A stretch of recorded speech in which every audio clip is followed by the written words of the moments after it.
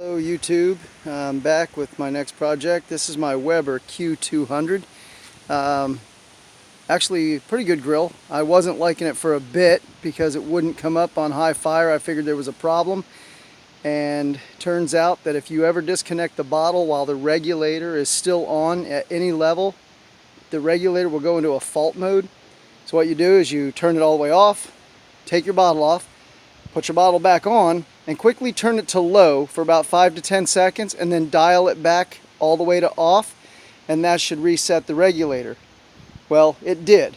So one thing that always bothered me was I never had a temperature gauge, so I bought this temperature gauge from wish.com and simply bored the 3/8 hole. As you can tell, it's a very shallow stem. What I'm doing now is I'm just trying to see what kind of a temperature I can get out of my Weber. So it does come back up on high fire. I'm looking forward to actually grilling with it again. Let's see what happens.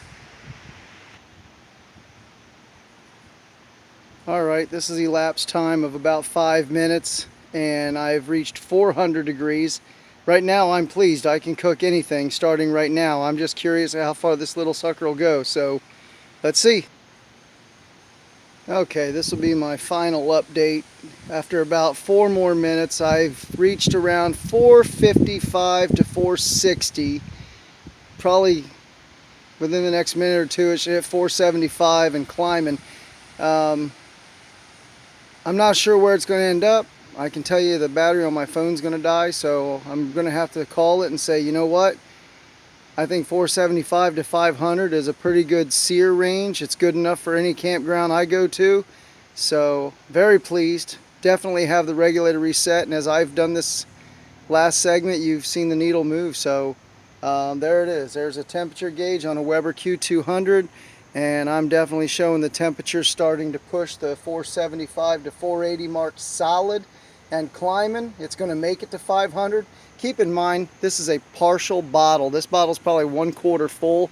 All the same, the regulator does the job. It takes whatever's in the bottle and turns it into a few PSI, but no doubt about it, I'm going to hit 500. I'm going to have a pretty good, enjoyable eating at the next camping trip. Thanks everyone for watching.